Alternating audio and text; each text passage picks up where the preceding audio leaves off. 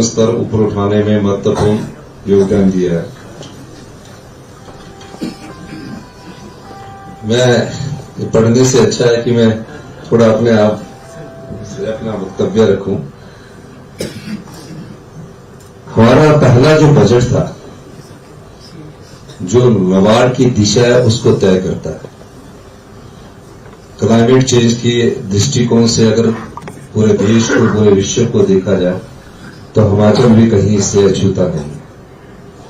और हमने पहले बजट में आने वाले समय में हिमाचल प्रदेश की क्या दिशा होगी इसको इंगित किया है।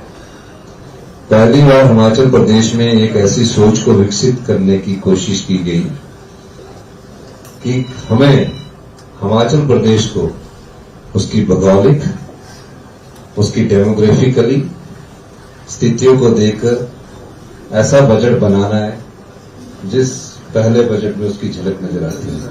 इसीलिए हमने उसमें टारगेट निश्चित किया कि 31 मार्च 2026 तक हिमाचल प्रदेश को देश का पहला ग्रीन राज्य बनाएंगे। यहाँ की जलवायु, यहाँ पर पर्यावरण का स्तर, ये सब चीजों में हमारी सरकार कार्य कर रही है।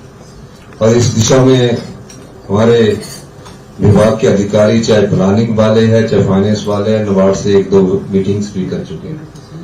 इस दिशा में पहले बढ़ा कैसे जाए आगे, ये कुछ बिंदुओं को हमने चिन्हित किया और हमने पाया कि जहां हमारी अर्थव्यवस्था को मजबूती प्रदान करनी है और हमारे आय के साधन को भी बढ़ाना है, तो हमने सबसे पहले जो ट्रैफिक डेंसिटी हिमाचल प्रदेश में है, जो डीजल इंजन की बसें, पेट्रोल इंजन की बसें यहां चलती हैं, उनको इलेक्ट्रिकल बस में कन्वर्ट करने के लिए हमने बजट में प्रावधान किया।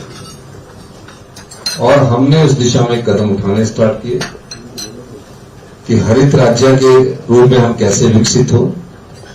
और हिमाचल पथ परिवहन निगम हिंदुस्तान का पहला ऐसा डिपार्टमेंट बना जिसने इलेक्ट्रिकल व्हीकल को अपनाया। और हमने बजट में ये कहा कि सिर्फ शब्दों से ही हरित राज्य नहीं बनेगा, उस दिशा में आगे बढ़ना पड़ेगा। और हिमाचल प्रदेश हिंदुस्तान का पहला ऐसा राज्य है जहां युवाओं को ई टैक्सी उपलब्ध करवाने के लिए 50% का अनुदान अपने धन के द्वारा किया जा रहा है। अभी हमने ई टैक्सी योजना, राजीव गांधी स्टार्टअप ई टैक्सी योजना शुरू की। 1200 लोगों ने ई टैक्सी योजना के अंतर्गत आने के लिए आवेदन किया। यानी कि एक गाड़ी अगर 10 लाख रुपए की होगी तो 5 लाख रुपया सरकार उपलब्ध करवाएगी। इसके अलावा जो बसेस, ई बसें चलेगी, उनको भी अगर 1 करोड़ की बस होगी तो 50 लाख रुपया सरकार उपलब्ध करवाएगी। जो ट्रक होगा, अगर वो 1 करोड़ का ई ट्रक आता है, अभी ई ट्रक की दिशा में ज्यादा प्रगति हुई नहीं है, लेकिन इसमें हमारी सरकार भी जा रही है और जो ऑटोमोबाइल इंडस्ट्री है वो भी इसमें आगे बढ़ रही है। उनको भी 50% सब्सिडी दी जाएगी। ऑटो रिक्शा, टेम्पो ड्राइवर सबको 50% दी जाएगी। एक सोच को विकसित करने के लिए ये अनुदान दिया जा रहा है और इसको धरातल में लाना ही मुख्य उद्देश्य होना चाहिए। सोच हमने बजट में दर्शाई है और धरातल में लाने के लिए हमने सभी सरकारी दफ्तरों में हिमाचल प्रदेश के 1 जनवरी 2024 से डीजल गाड़ी खरीदने और पेट्रोल गाड़ी खरीदने पर पूर्णतया रोक लगा दी है। अगर कहीं गाड़ी खरीदनी होगी वो कैबिनेट से अप्रूवल होगी। और जो अब टैक्सी परमिट आया, जिनका चयन हमारा इस 2 फरवरी से 10 फरवरी के बीच में, उन युवाओं को भी रोजगार मिलेगा। 2 फायदे होंगे। एक तो उस व्यक्ति की आर्थिकी मजबूत होगी जिसको ई टैक्सी मिलेगी, क्योंकि उसको अगर 10 लाख की गाड़ी में 5 लाख सब्सिडी मिल रही है तो उसको हम एक अश्योर्ड इनकम भी दे रहे हैं। अश्योर्ड इनकम का मतलब है कि कुछ गाड़ियां तो उनकी सरकार में लग जाएगी और 40,000 रुपया उसे पर मंथ मिलेगा। और उसकी गारंटी भी 3 साल के लिए होगी कि 3 साल तक उसको 40,000 रुपया मिलता रहेगा पर मंथ के हिसाब से। इससे सरकार की भी आय होगी, क्योंकि सरकार को सरकारी गाड़ी खरीदनी है, डीजल की गाड़ी खरीदेंगे, फिर ड्राइवर रखेंगे, तो उससे उसकी आय होगी। तो इस दृष्टि से हमारा पहला ये प्रोजेक्ट धरातल पर उतरा है। खुशी तब होती है जब कोई प्रोजेक्ट धरातल पर उतरे। प्रदेश में हम सोलर की बात करते हैं, रिन्यूएबल एनर्जी की बात करते हैं। हमारी सरकार ने पहली बार हम पिछले 40 साल में सिर्फ सोलर एनर्जी में 5 मेगावाट का ही बिजली उत्पादन कर रहे हैं। Himachal solar power hydro power state है, बिजली सरप्लस है। जब हमने उसकी स्टडी की तो हमने पाया कि हम सरप्लस किस चीज की है। आज के समय जब अक्टूबर महीना शुरू होता है तो हमें एक्सचेंज से 7 रुपए पर यूनिट बिजली खरीदनी पड़ती है, और 6 महीने अक्टूबर से लेकर मार्च तक हमें 6, 7, 8 रुपए पर यूनिट बिजली खरीदनी पड़ रही है। अभी जो हम बिजली चलाकर यहां बैठे हैं ये भी 6, 7 रुपए यूनिट पर हम बिजली आज की डेट में सर्दी के समय हम खरीद रहे हैं। क्योंकि जो हाइड्रो प्रोजेक्ट हमारे यहां लगे हुए हैं 11,000 मेगावाट के, वो बिजली उत्पादन कम करते हैं। हमने उसका भी पहले ही बजट में प्रावधान किया और हमने कहा कि अगर हम 200 मेगावाट सोलर पावर पैदा करते हैं तो हमें कम से कम 200 करोड़ रुपए की बचत होती है। और पहला सोलर पावर प्रोजेक्ट फैसले नहीं होते थे, हमने ऊना के पेखूवाला में मैंने अभी अक्टूबर में उसका शिलान्यास किया, और इस फरवरी में वो सोलर पावर प्रोजेक्ट 32 मेगावाट का हमारा पूरा हो जाएगा, और 32 मेगावाट हमें सोलर एनर्जी मिलनी शुरू हो जाएगी। ये एक पार्ट था इसका। और दूसरा पार्ट क्या किया हमने कि हमारा हिमाचल प्रदेश में ग्रीन हाइड्रोजन में हमें आगे बढ़ना चाहिए। पूरा विश्व ग्रीन हाइड्रोजन की नई टेक्नोलॉजी की दृष्टिकोण आगे बढ़ रहा है। मैंने उसकी स्टडी की, और ऑयल इंडिया लिमिटेड है OIL, उसके साथ हमारा 1 मेगावाट का समझौता हुआ है, और हम इस जनवरी फरवरी में उसका टेंडर हो चुका है। 1 मेगावाट हाइड्रोजन पैदा करने वाले हिंदुस्तान के पहले राज्य बनेंगे कि 1 मेगावाट हमने ग्रीन हाइड्रोजन पैदा की है। कैसे ग्रीन हाइड्रोजन पैदा होती है? पानी हमारे पास है, और रिन्यूएबल ऊर्जा के जो सोलर के जो स्रोत है वो हमारे पास है।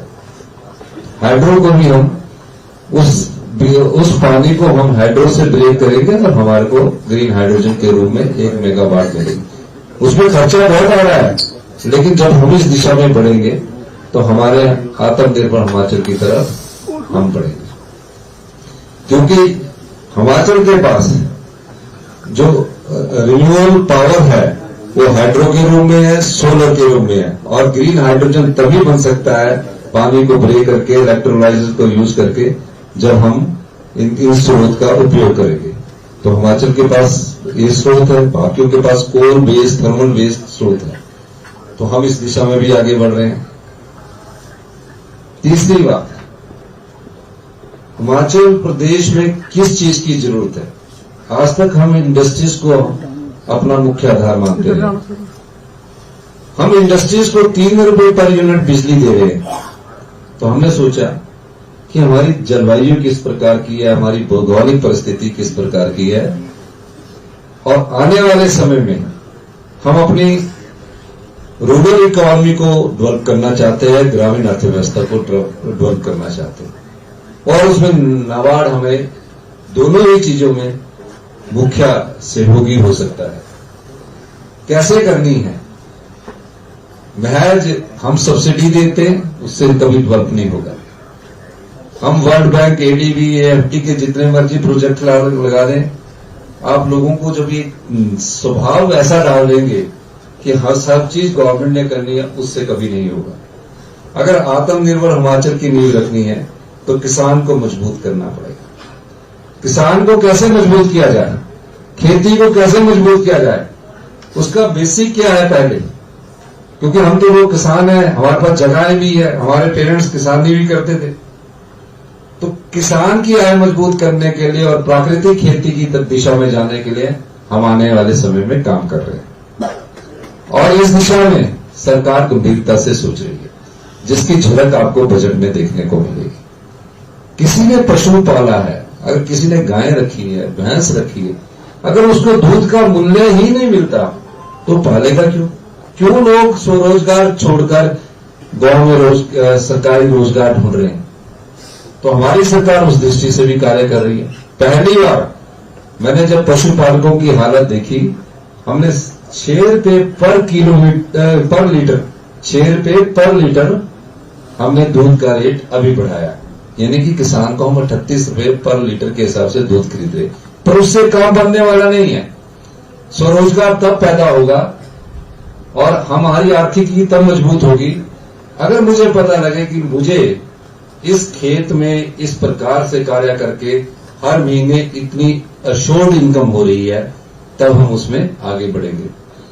जब एप्पल ग्रो हो रहा था हिमाचल प्रदेश में, सेब की खेती हो रही थी, तो कई प्रकार की योजनाएं लाएगी और आज खुशी इस बात की कि 30-35 साल बाद आज जो हमारा फ्रूट ग्रोअर्स है, एप्पल ग्रोअर्स है, खुद अपने आप सोचता है और अपने तरीके से उस कार्य को करता है और उस तरह हिमाचल प्रदेश की आर्थिकी को मजबूती प्रदान कर रहा है। हिमाचल एक ऐसा राज्य है जहां सेब भी हो सकता है, आम भी हो सकता है, परसिमन हमारे कुल्लू वाली बेल्ट में होना स्टार्ट हो गया, अनार भी हो सकता है, जहां बिग हिमालय है, मिड हिमालय है, शिवालिक हिल्स है, प्लेन्स है। सबसे बड़ी बात यहां जो आप कृषि से संबंधित है, यहां पानी है, 5 नदियां यहां बहती है, हर जगह नदी है, नाले हैं, खड्ड है, बर्फ है। तो हमने इस तरफ कभी ध्यान नहीं दिया 40-50 सालों से कि कृषि भी एक उद्योग की तरह विकसित हो सकता है। इस बार हमारी सरकार का प्रयास रहेगा कि कृषि आधारित और डेयरी बेस्ड इंडस्ट्रीज को बढ़ावा दिया जाए। इसमें हम 3-4 मीटिंग्स कर चुके हैं ताकि एक अगर घर में किसान रहता है तो उसको ये लगे कि कम से कम 25 से 30 हजार रुपया हर महीने मुझे इस खेती से आएगा। और इस दिशा में हमने दूसरी योजना शुरू की, राजीव गांधी सोलर ई स्टार्टअप योजना, यानी कि जिसके पास 3 बीघा जगह है वो सोलर पावर प्रोजेक्ट लगवाए, वो सरकार को दे 3 बीघा जगह, सरकार उससे सिर्फ अगर 100 किलोवाट का सोलर पावर प्रोजेक्ट लगता है तो उस पर खर्चा आता है 40 लाख रुपए। सरकार ने फैसला किया, हमने उसको कैबिनेट से अभी अप्रूवल दी है कि 3 बीघा जिस व्यक्ति की अपनी निजी जगह होगी उसको 100 किलोवाट का प्रोजेक्ट लगाने के लिए उससे सिर्फ 10% सिक्योरिटी ली जाएगी, यानी कि 40 लाख का 10% 4 लाख लिया जाएगा। फिर 12 लाख रुपया उसकी इक्विटी सरकार डालेगी और उसकी जो 40 लाख हमारा लोन 40 लाख का हम लोन लेंगे और हर महीने उस 3 बीघा वाले जमीन मालिक को हम 20,000 रुपया हम देंगे और 25 साल तक बिजली बोर्ड से एग्रीमेंट करेगा ताकि वो स्वरोजगार की तरफ भी आगे बढ़े और उसकी सोवरेन गारंटी स्टेट के द्वारा दी जाएगी। तो ये कृषि से संबंधित ही प्रोजेक्ट लाए जा रहे हैं, ग्रीन इंडस्ट्री से संबंधित ही प्रोजेक्ट लाए जा रहे हैं। अब इनको धरातल में उतारना है। हमारी ई टैक्सी योजना धरातल पर उतर गई। अभी 1200 लोगों ने अप्लाई किया और 1200 लोग जब एक बार ई टैक्सी और ई चार्जिंग स्टेशन बनेंगे तो धीरे धीरे 35,000 टैक्सी हिमाचल प्रदेश में चलती है। 35,000, कुछ तो बगैर नंबर के चलती है और कितना कार्बन उत्सर्जन होता होगा उसको भी कमी मिलेगी। और 3 बिंदुओं को हमने चिन्हित किया जिससे हिमाचल प्रदेश आत्मनिर्भर बन सकता है। सबसे पहला बिंदु हमारा टूरिज्म सेक्टर है, दूसरा हमारा हाइड्रो और रिन्यूएबल एनर्जी है और तीसरा हमारा कृषि डेयरी वेस्ट इंडस्ट्रीज है। कृषि की तरफ अभी किसी ने ध्यान नहीं दिया। कृषि में आपको अभी तक सब्सिडी बांटी गई कि ये सब्सिडी है, इस ढंग से काम किया जाए। हम सब्सिडी क्यों दे रहे हैं? हम बोलेंगे कि ये चीज आप पैदा कीजिए, सरकार आपसे खरीदेगी, हम आपको अश्योर्ड इनकम देंगे। उस दृष्टि से कुछ साल के लिए हमें इस्टेब्लिश करना पड़ेगा, उसके बाद जब किसान सामर्थ्य हो जाएगा खुद करने लग जाएगा। तो इस दृष्टि से भी हमारी सरकार कार्य कर रही है। और मेरा अभी हमने कल हमारे एमएलए प्रायोरिटीज की मीटिंग थी, उसमें हमने पहले 6 योजनाएं थी, हमने एक योजना इस बार ये कहा कि जो भी विधायक अपने क्षेत्र की प्राथमिकता में ई बस और चार्जिंग स्टेशन के लिए रूट लेकर आता है, उसको हम 5 बस के रूट और 5 चार्जिंग स्टेशन देंगे। यानी कि अगर कोई बस शिमला से रोडू जानी है और वो चाहता है कि उसमें इलेक्ट्रिकल बस चले, तो इलेक्ट्रिकल बस भी सरकार की तरफ से उस क्षेत्र के लोगों को मिलेगी। और कितने चार्जिंग स्टेशन शिमला से रोडू, शिमला से चौपाल, शिमला से हमीरपुर, शिमला से कांगड़ा, लाहौल स्पीति, वो सब हम वो पैसा और इंफ्रास्ट्रक्चर उपलब्ध कराएंगे। अभी हमने पहला 6 ग्रीन कॉरिडोर भी हमने उसमें डिक्लेयर किए। पहला ग्रीन कॉरिडोर में हमने 17 ई चार्जिंग स्टेशन लगा दिए, जो कीर्तपुर से शुरू होकर केलोंग तक आपको ई चार्जिंग स्टेशन मिलेंगे। उसके अलावा हम बिजली बोर्ड को भी हमने कहा है कि आप भी अपने जहां जगह है उसके चार्जिंग स्टेशन लगाइए। टूरिज्म डिपार्टमेंट को बोला है और आप देखेंगे कि एक ही वर्ष के भीतर आने वाले समय में पूरे हिमाचल प्रदेश में ई चार्जिंग स्टेशन मिलेंगे और नई टेक्नोलॉजी की बैटरी आ रही है। और मैं जिस दिन से मैंने बजट रखा है, आप मेरी गाड़ी देखना, वो ई टैक्सी ही है। मैं ये नहीं कहता, पर मेरा मकसद है कि पहले एक सोच को विकसित करना होता है, सोच के साथ फिर उस योजना को धरातल पर लाना होता है, तब हम आगे बढ़ सकते हैं। जब तक हम समाज में ऐसी सोच ही नहीं विकसित करेंगे तो हम उसी पुराने ढर्रे के साथ आगे बढ़ते जाएंगे। तो इस सोच को हमने 1 साल में विकसित किया, अब उसका परिणाम आना शुरू हुआ है और देखते देखते हिमाचल प्रदेश में ई टैक्सीज पूरी कन्वर्ट कर दी जाएगी, डीजल टैक्सीज, पेट्रोल टैक्सीज सब कन्वर्ट ई टैक्सी में कर दी जाएगी। और इसी के साथ हिमाचल एचआरटीसी जो हमारी है, एचआरटीसी की हमारे 3000 बसों की फ्लीट है। हमने अभी नबार्ड से हमारी बातचीत चल रही है, लेकिन हमने कहा कि अगर नबार्ड से बातचीत नहीं चल रही है तो हमने तकरीबन 1500 बसेस का टेंडर हमने फ्लोट कर दिया है, ताकि हम इलेक्ट्रिकल बसेस में अपने लोगों को भेज सकें। तो इस ढंग से हम काफी सेकंड हमारा जो प्रायोरिटीज हमारे बजट की रहेगी वो कृषि आधारित उद्योगों से संबंधित रहेगी। इसीलिए हमने दूध का 250 करोड़ की लागत से हाई एंड टेक्नोलॉजी वाला धनवार में प्लांट लगाने जा रहे हैं, जिसमें नबार्ड ने कहा है कि हम आपको 250 करोड़ का लोन देंगे। और उस टेक्नोलॉजी से भी हमारा टेट्रा पैक में सब चीजें आएगी। क्वालिटी कैसी होनी चाहिए, अब थोड़ा समय हमें क्वालिटी पर भी ध्यान देने की जरूरत है। पानी की क्या क्वालिटी होनी चाहिए, लाइट की क्वालिटी कैसे होनी चाहिए, उसी तरह फूड्स की क्या क्वालिटी होनी चाहिए, हमारी सरकार इस पर भी ध्यान दे रही है। ये बात मैं इसलिए कहना चाह रहा हूं कि आने वाले समय में हमें हिमाचल प्रदेश में इस प्रकार की योजनाएं लेकर हम बजट के माध्यम से आपके पास आ रहे हैं। और नबार्ड उसमें हमें, क्योंकि आपके इस पेपर में बहुत कुछ लिखा था, थोड़ा पढ़ने में भी दिक्कत आ रही थी कि अब एक बार पहले रीडिंग तो मैंने कहा कि मैं अपने आप ही बोल लेता हूं। तो ये हमारी प्राथमिकता में रहेंगी। और नबार्ड से हमारी बात भी हुई है, दिल्ली में मैं फाइनेंस मिनिस्टर के पास भी मैं इस मामले में गया था, और हम ग्रीन हाइड्रोजन के प्रोजेक्ट्स भी अब लगाने जा रहे हैं।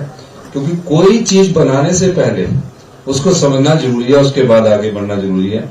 इन्हीं शब्दों के साथ मैं नबार्ड के सभी हमारे जो प्रबंधक है, आरबीआई के मिस्टर राजेंद्र जी और सभी हमारे मंत्रीगण जो और सभी इसमें पार्टिसिपेंट्स आए, मैं आपका बहुत बहुत धन्यवाद करता हूं। जय हिंद, जय हिमाचल।